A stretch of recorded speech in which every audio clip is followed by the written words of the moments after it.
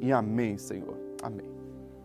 Meus irmãos, nesse momento nós vamos analisar a palavra do Senhor, vamos meditar nessa santa e bendita palavra. Queremos o pão de Deus para a nossa existência e para a nossa vida espiritual nessa noite. Por isso eu quero convidar você a abrir a sua Bíblia no Evangelho de Mateus, o capítulo 6 e o versículo 13. Nós já estamos avaliando essa perícope ou essa parte das Escrituras, há 5 sermões ou há 5 mensagens, e nessa noite avaliaremos a primeira cláusula do versículo 13, que diz o seguinte: e não deixeis cair em tentação, mas livra-nos do mal. O tema para nossa reflexão é: livra-nos do mal, Senhor, livra-nos do mal. Hoje pela manhã nós abordamos a cláusula do perdão, lá no versículo 12, e sorvemos princípios maravilhosos para as nossas vidas espirituais. Agora à noite abordaremos uma outra necessidade que surge diariamente em nossas vidas. Aqui é a busca de ajuda em nossa batalha contra o pecado e a tentação.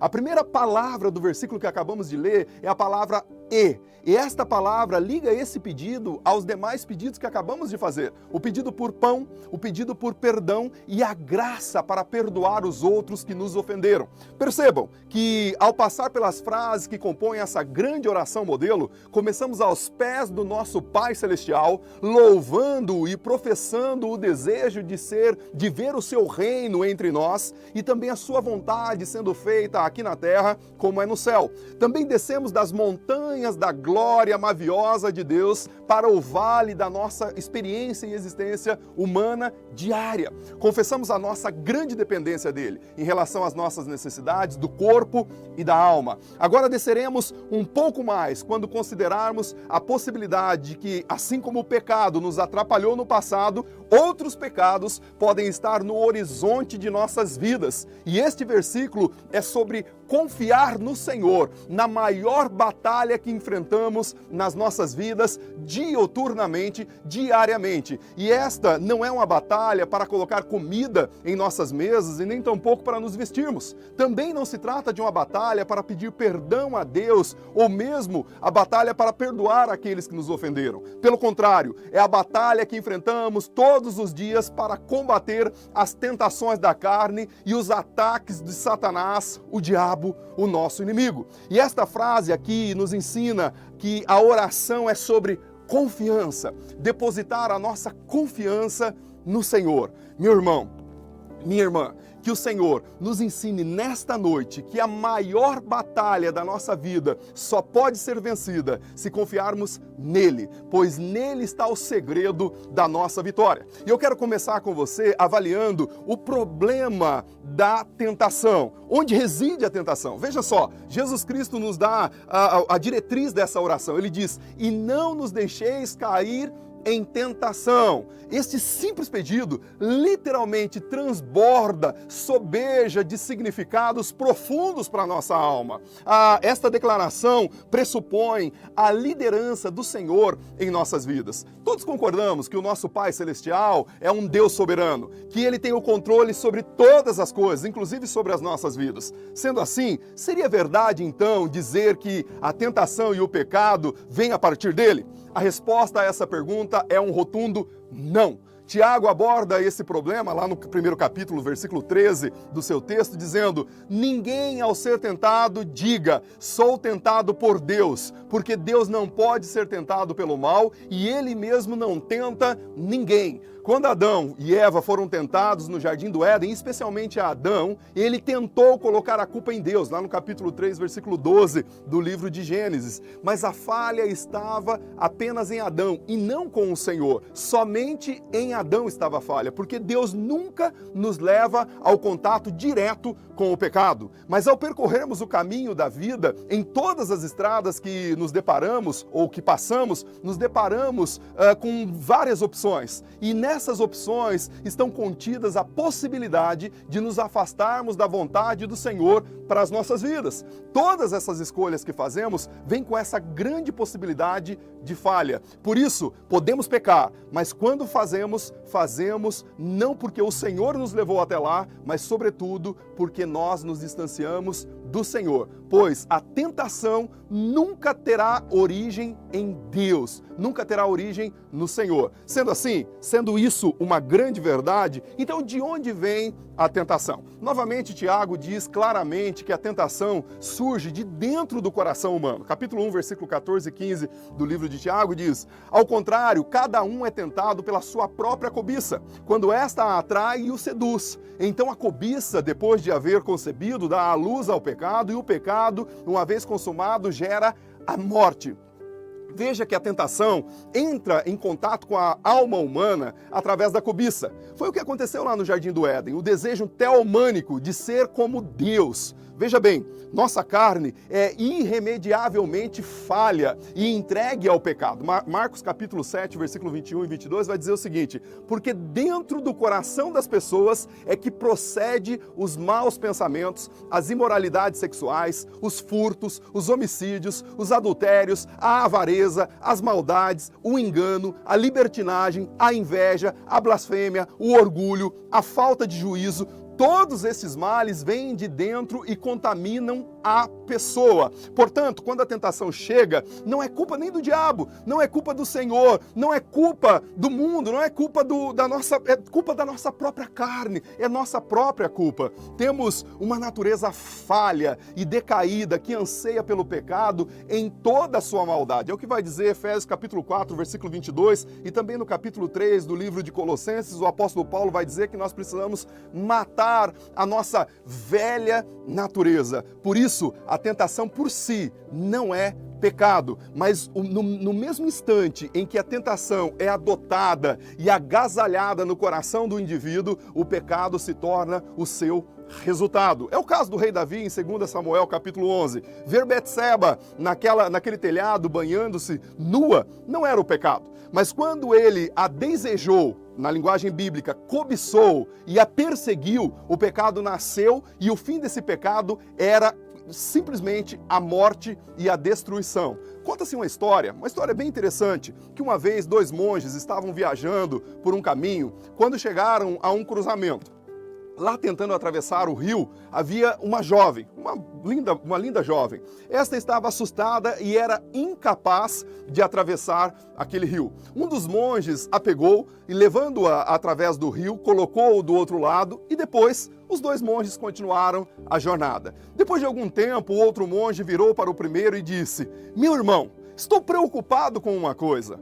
Você pegou aquela jovem e levou ao outro lado nos seus braços, e você sabe muito bem que a nossa ordem não permite que nós nem olhemos para mulheres, quanto mais tocá-los. No entanto, eu vejo que você não teve nenhuma preocupação e não está incomodado com a sua transgressão.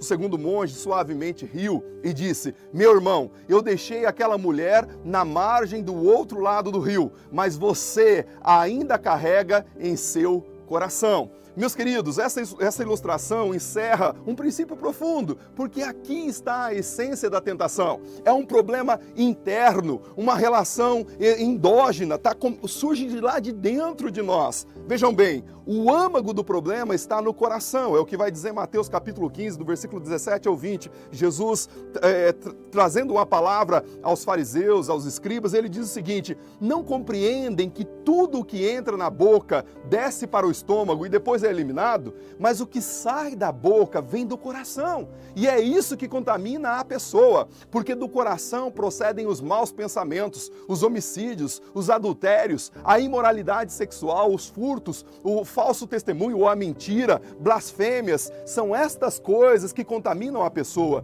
mas o comer sem lavar as mãos não a contamina. Na verdade, naturalmente, Jesus não está desencorajando as pessoas de fazer a sua asepsia no momento da sua refeição, quanto mais agora nesse tempo de coronavírus. Mas o que Jesus está querendo dizer é que, sobretudo, o que entra na nossa boca ou entra dentro do nosso corpo é menos importante do que aquilo que sai, porque o que sai está conspurcado, contaminado pelo pecado e pela essência da nossa natureza decaída. Sim, meus irmãos, precisamos tomar muito cuidado com isso. Agora, quando eu oro assertivamente ao meu Pai Celestial, eu estou louvando a Ele, buscando a sua vontade, confessando a minha dependência dele para todas as necessidades da minha vida. Quando eu oro, perdoe as minhas dívidas, eu estou olhando para o passado. Quando eu oro, Pai nosso que estás nos céus, me dá o pão de cada dia. Hoje eu estou orando para o presente, mas quando eu oro, não me deixes cair em tentação, eu estou olhando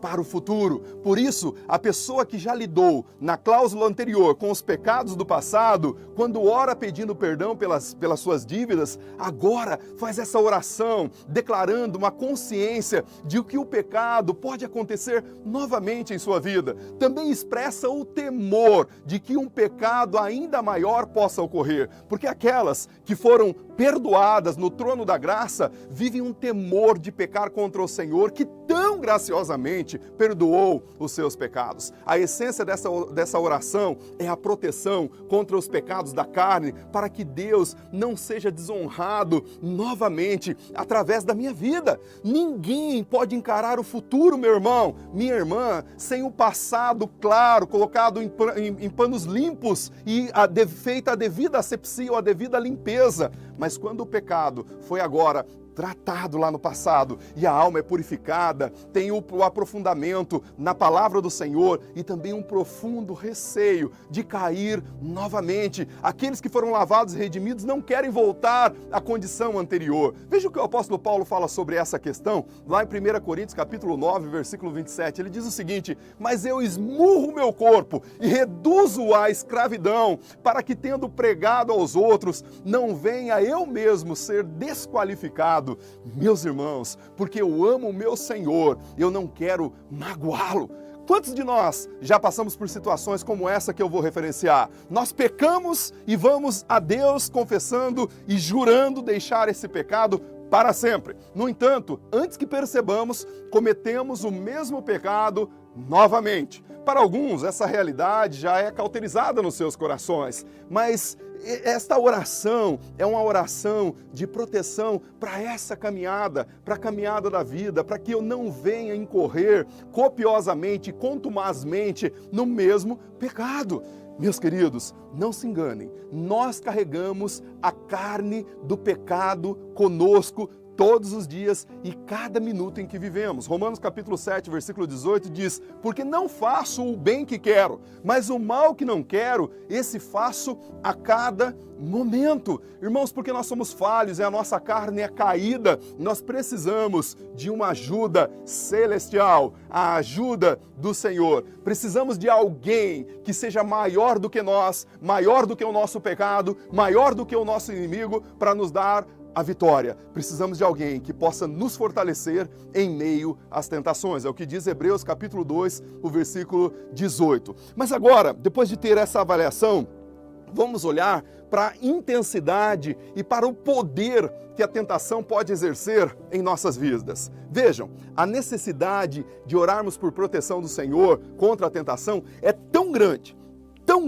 simplesmente porque somos propensos sempre ao fracasso. Por nós mesmos, nós iremos fracassar. Já vimos que temos uma volição natural pelo pecado. Há uma fome premente em nós pelo pecado. E ao mesmo tempo, uma grande capacidade, uma potência exacerbada para pecar habita em nós. Então, a tentação é meramente uma consequência de quem somos por natureza. É por isso que é tão difícil resistirmos à tentação. Costumamos dizer ou ouvir pessoas dizendo o seguinte: cara, o diabo realmente sabe o que fazer ou o que colocar na minha frente. Na verdade, ou a verdade, é que somos nós e não tanto o diabo que é o problema. É claro que o diabo e os seus sequazes têm a sua parcela de culpa no processo, mas no fundo, somos tentados por coisas que nossa própria natureza caída deseja. É por isso que a tentação tem uma atração tão forte em nossas vidas. Vejam bem, o que tenta você talvez não faça o menor sentido para mim. O que a mim afeta como tentação talvez não faça o menor sentido para você. Isso porque somos atraídos por nossas próprias concupiscências e essa nos atrai e nos seduz. Então, cada um tem uma volição particular, mas a palavra aqui, traduzida por sedução ou seduz, vem de uma palavra que significa isca. Quando somos tentados, estamos sendo engodados por uma isca para voltarmos ao velho modo de vida. E agora sim é que entra a parcela de Satanás, pois certamente quando ele souber o que tenta a nossa carne, ou aquilo que move a nossa carne, ele cuidará para que essas coisas sejam constantemente colocadas diante de nós, na esperança que pequemos e desonremos o nome do Senhor. Guarde isso. A tentação é um poderoso oponente, mas a maioria dos cristãos não tem a menor ideia do seu verdadeiro poder. Às vezes você ouve pessoas dizendo: a tentação era tão poderosa que eu simplesmente não resistir. Mas na verdade, essa pessoa que cedeu livremente ao fascínio da tentação não tem a menor noção de qual é a potência do poder dessa tentação. Somente a pessoa que se opõe a ela e obtém a vitória pode testemunhar o grande poder que ela exerce.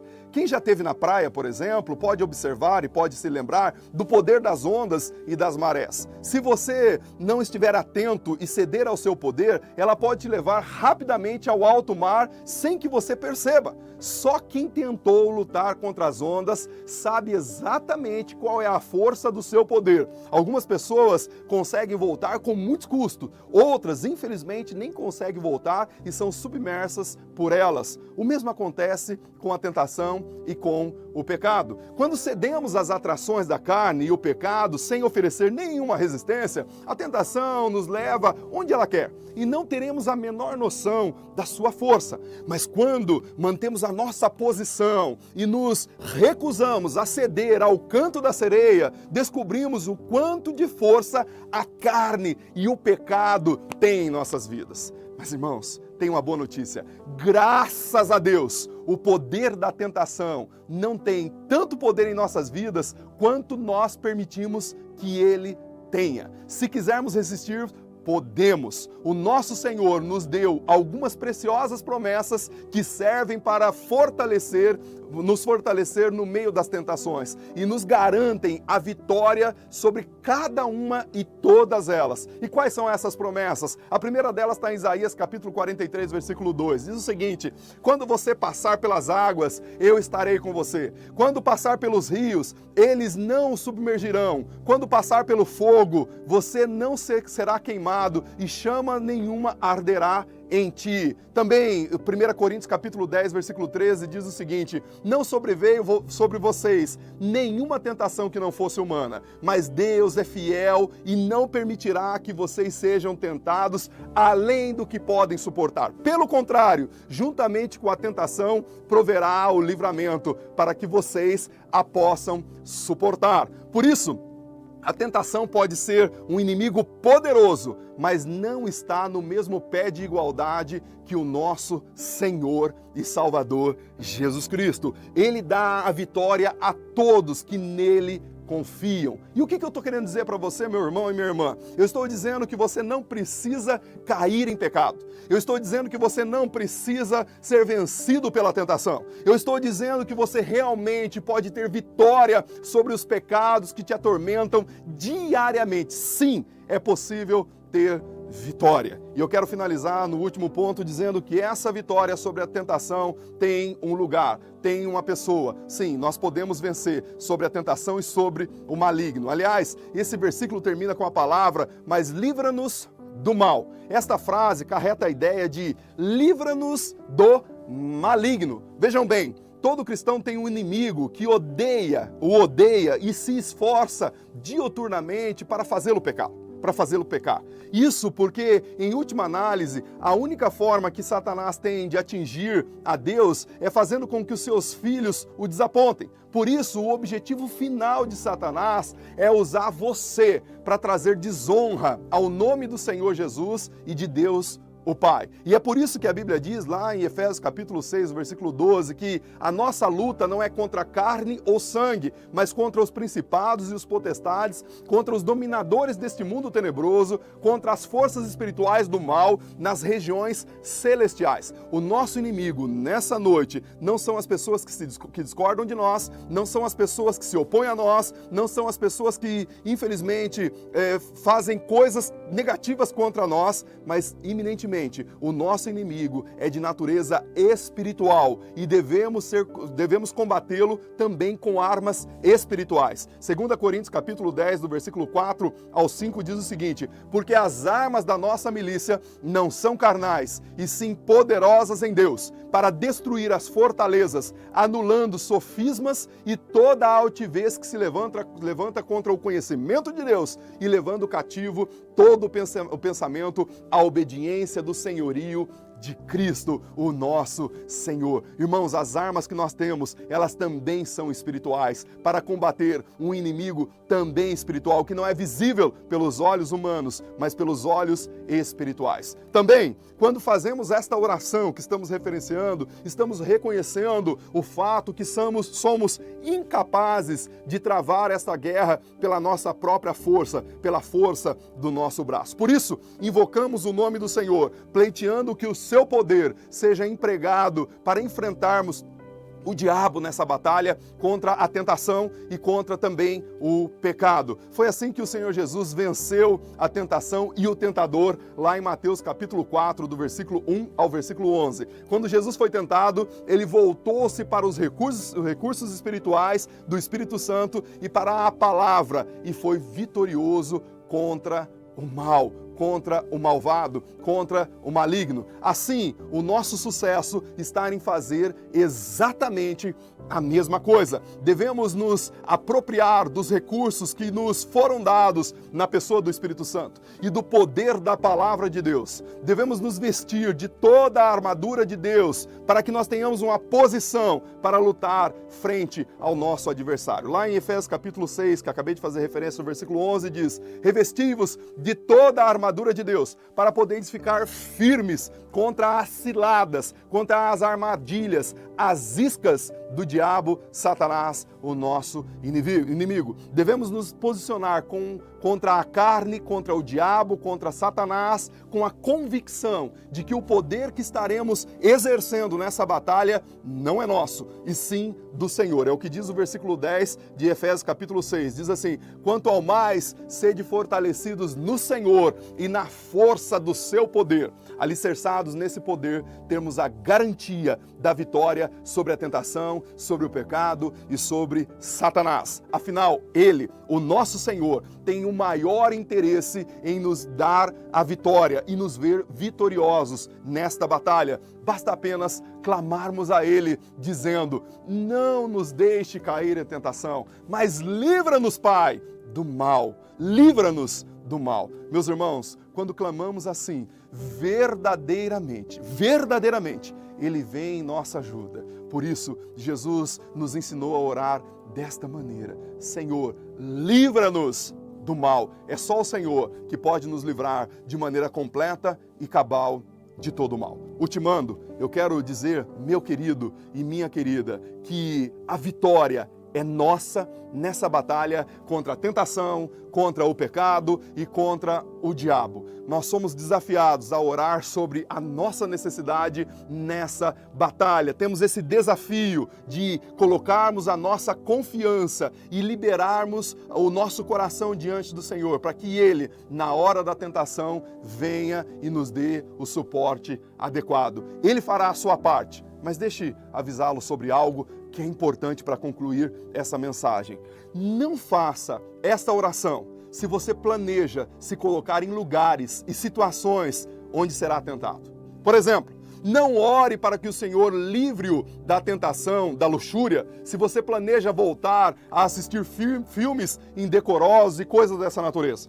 Não ore para que o Senhor te livre da tentação de cometer o pecado sexual se você deseja se envolver em flerte e atividade sexual fora do casamento, quem sabe pela própria internet. Não ore para que o Senhor te livre da tentação de beber se você insiste em frequentar bares e lugares dessa natureza. Não ore pedindo a Deus para livrá-lo da língua mentirosa ou da língua fofoqueira se você planeja falar mal de alguém. Não perca o seu tempo fazendo essa oração. Se o seu coração ainda está longe do Senhor e da sua vontade, não perca o seu tempo. Você está entendendo a dimensão dessa oração?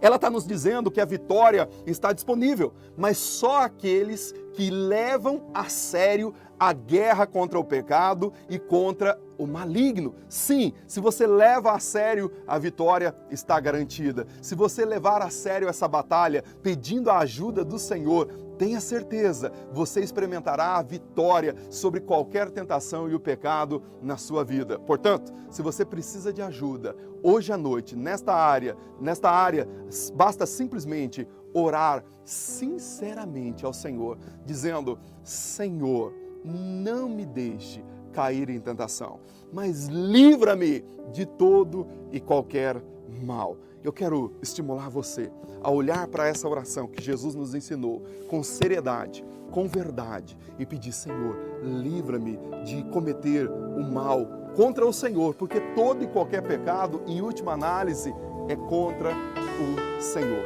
Senhor, livra-me do mal.